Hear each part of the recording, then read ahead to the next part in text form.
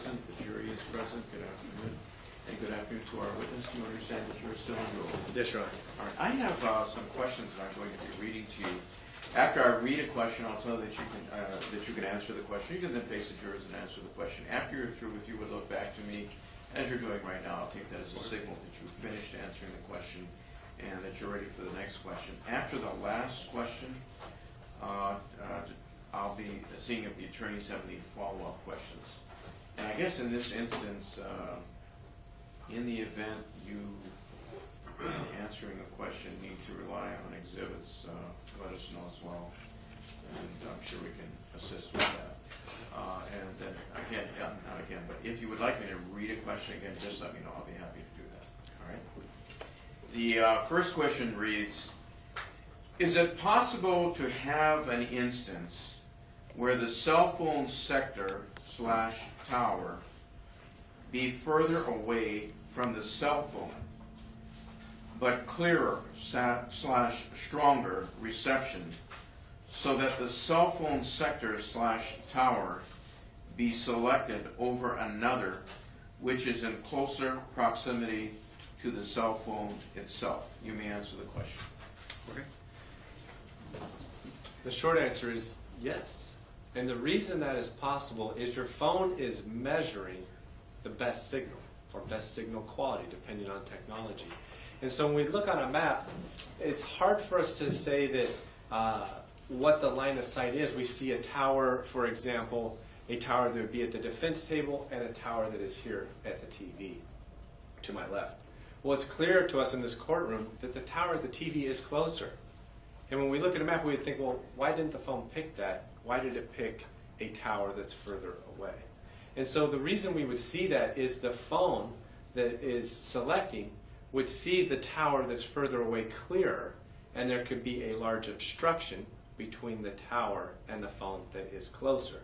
So if you think of if I'm standing outside of a building and there's a tower on the far side of the building, yet down the street slightly further away, there's clear line of sight from my phone to another tower.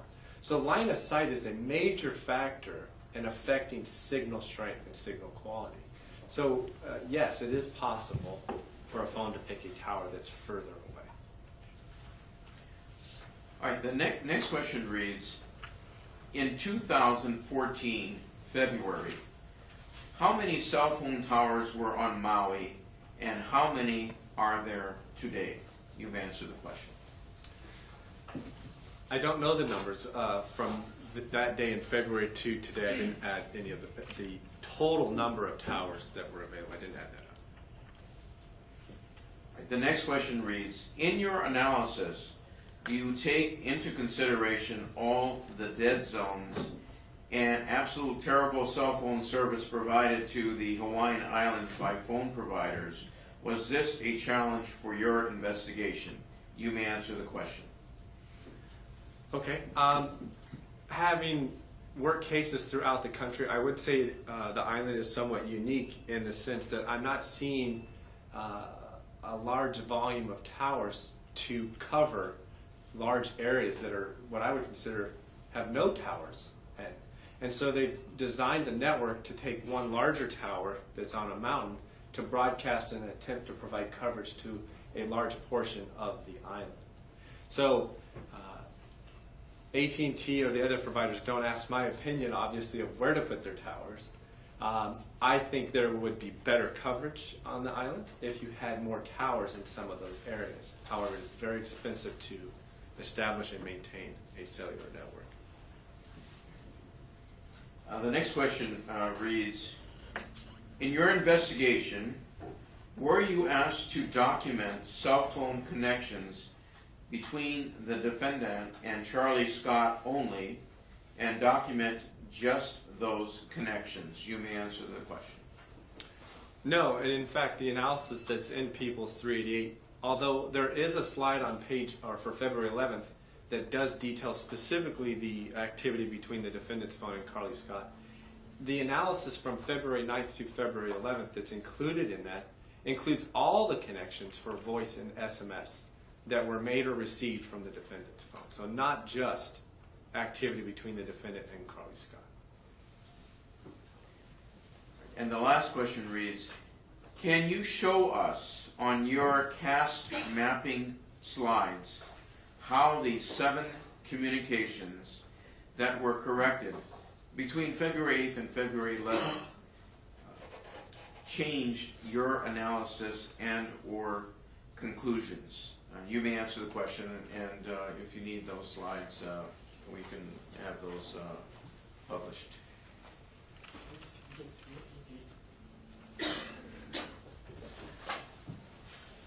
Do you want to publish them? Well, first of all, can I provide Special Agent Easter with State Exhibit 3A? He can look at that and tell me which slides to pull up. Sure. Thank you. May I approach? Yes, you may Okay. approach. Can you just tell me which slides to pull up? And then just let us know what slides you want put up.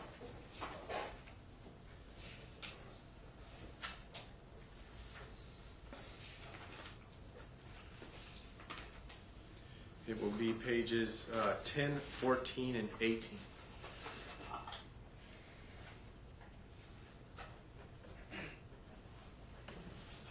And you may step down and use the pointer if you would.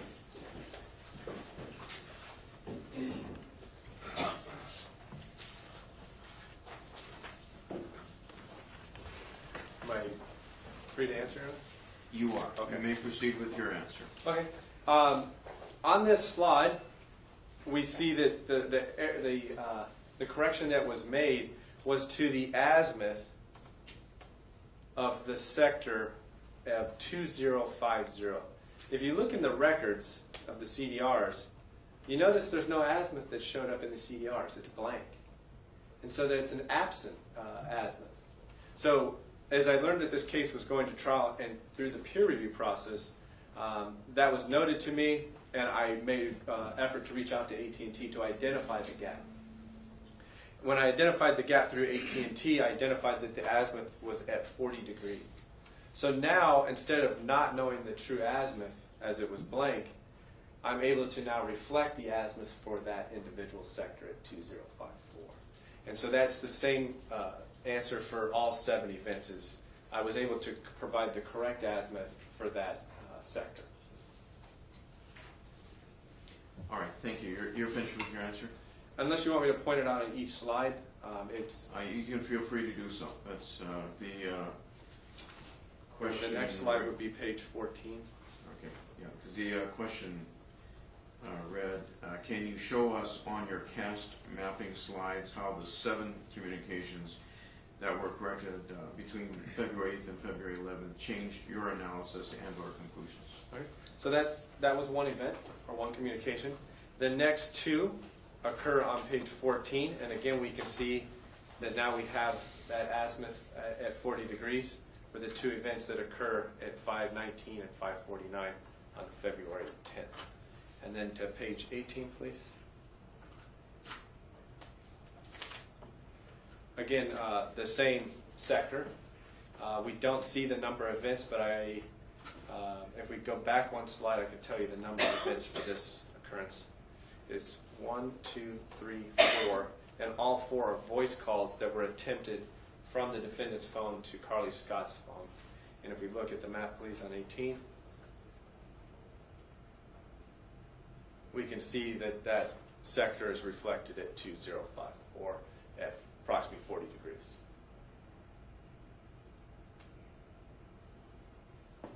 All right. All right. Thank you very much. You're welcome. We'll leave those up. And Mr. Rivera, do you have any follow-up questions for I have a those? couple here, thank you. With respect to the question addressing the number of cell phone towers on Maui, or I guess the total number of towers back in 2014 and the total number of towers now, were you asked to provide that information? The volume of Right. towers? No, that wasn't part of the specific request, but it would be easy enough to add up looking at the maps and counting. Oh, you would just count it. Now, in that specific area where the towers are servicing the east side of the island of Maui. And this would specifically be the areas of Nahitu, Hana, and I guess a little before that, past Haiku. Were you able to determine how many towers are servicing Maui in that area? Well, looking at the map, I can see that there is one tower out in, if I may. You may sit down. I'm sorry. Even with the glasses, I can't see that far. So we have Kenai here, then all the way over to Hana. We have the one tower out in Hana, and then the one tower up on near the top of Haleakala. And so we don't see any other towers anywhere near or out in the area of the east, the southeast, or northeast side of the island, other than the one in Hana and the one on top of the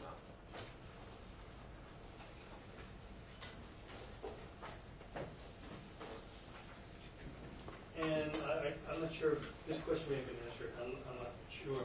With respect to the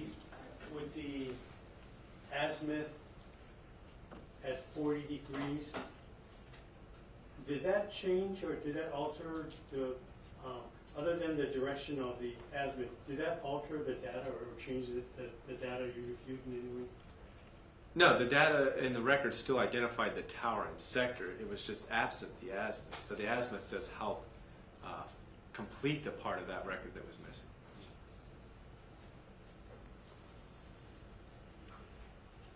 I have no further questions. Thank you. Mr. Oko. Just to clarify, relative to the juror's not last question, but question about the changes in the azimuth.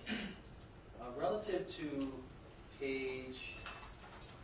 to the two pages that you referred to that it made a difference on, was it page 14 and page 10? It's 10, 14, and 18. And did you point out the difference in 18? Did you do that as well? Okay. I did. Now, just to be clear, is it your testimony that prior to August 25th, I guess the lines and the angles of the lines were different on those corresponding maps that you considered your final report as of December of 2015? Well, there's two answers. One, the final report is what was provided today on August 25th and presented here in court.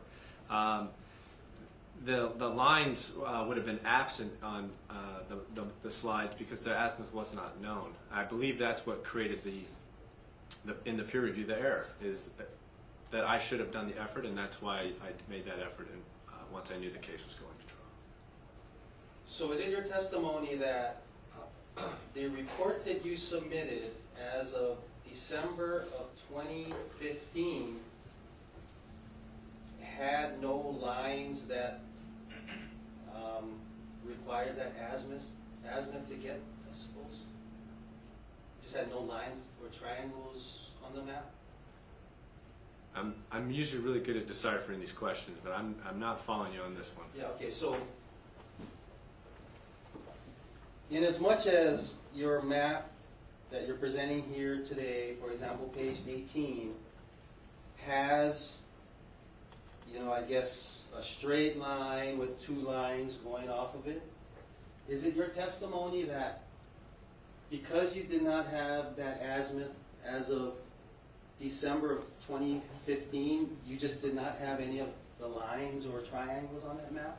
No, because the analysis during that time included other calls. So there are towers and sectors that were being illustrated.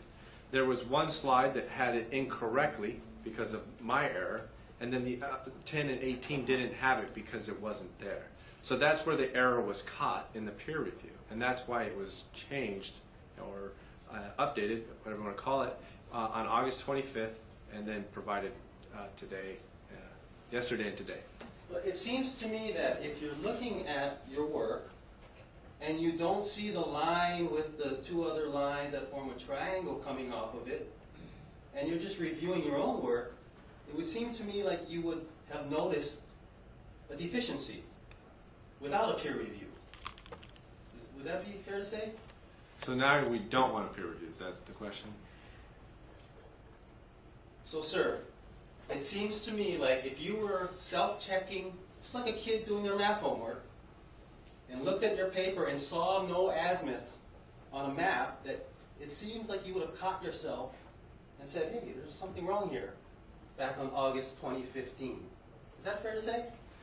It is fair. And so when the peer review process is after it's done, I review that and realize that is correct. I did make an error. So yes, I did review it again and did correct it. But that error went unnoticed from December 2015 until August 25th. Yeah, let me give you some perspective. It's No, between sorry, I think August. this is a yes/no answer, really. You know, if there's an explanation, you should be able to explain his answer. I think that's for redirect.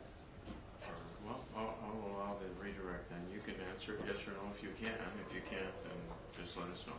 I need you to repeat the question. It seems to me,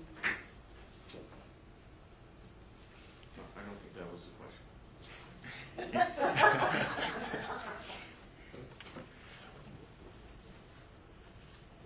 it would appear to me as though if you were checking your, well, you'd agree with me that in terms of not catching that error,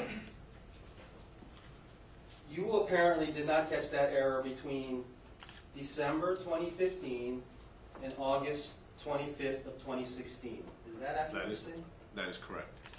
And unless and until somebody peer reviewed your work after the start of this trial, those reports from back on December 2015 would have, the inaccuracies would have gone unnoticed? Judge, objection, that calls for speculation. It's not a proper answer.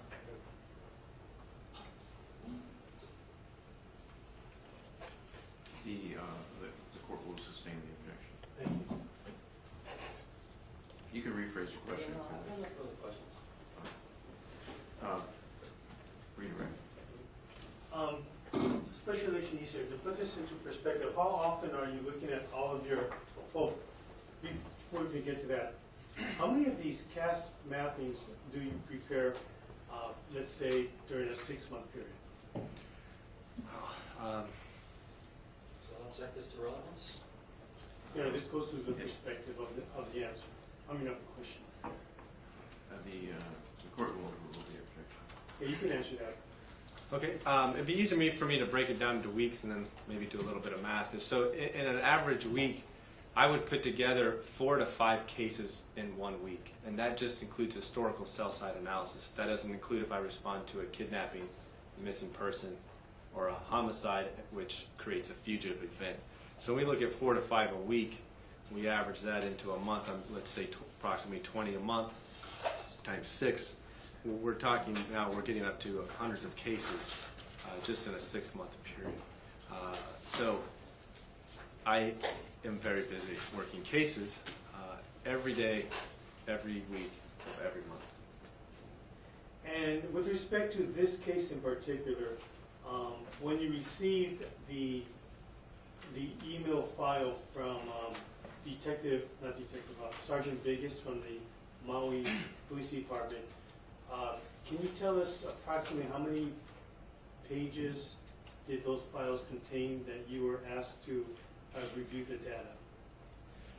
I didn't add them up, but I can tell you it would be in the hundreds, if not thousands.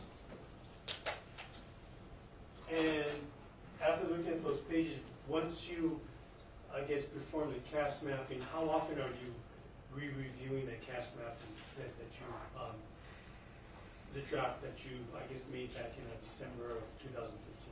So once the initial analysis is completed, I would not review it again because I would then move on to other investigations or other analysis. It won't be peer reviewed until I'm informed that it's going to trial. And the reason we do that is if every initial analysis was sent out for peer review, all of us would be so overwhelmed with doing the analysis and a peer review for things that aren't actually going to trial.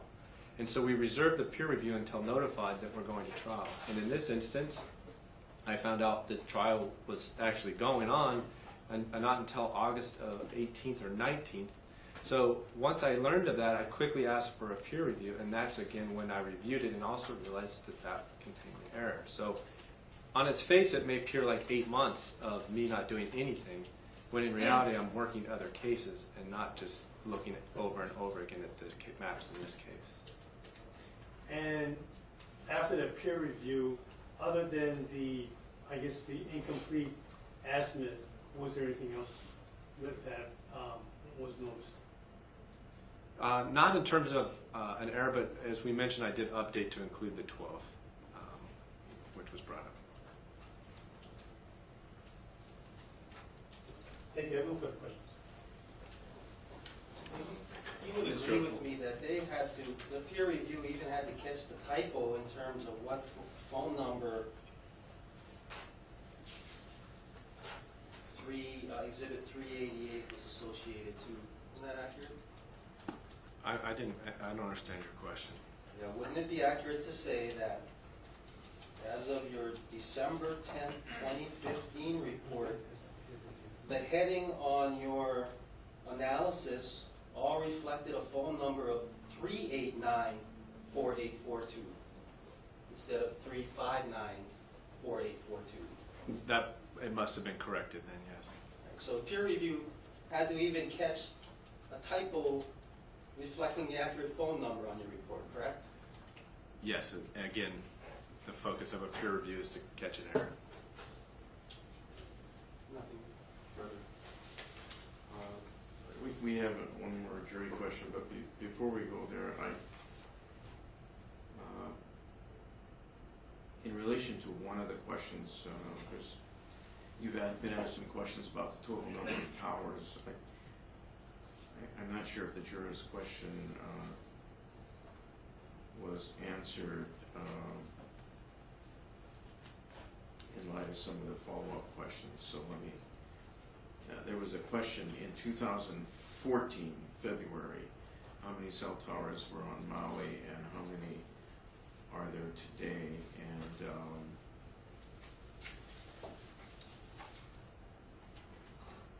let me ask,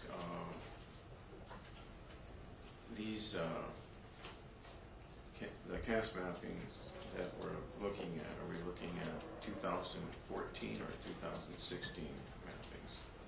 Okay. So although the mapping date has a I should clarify, not necessarily, I apologize for interrupting, but I just thought to clarify, not necessarily saying when they were prepared, but what kind of data do they reflect?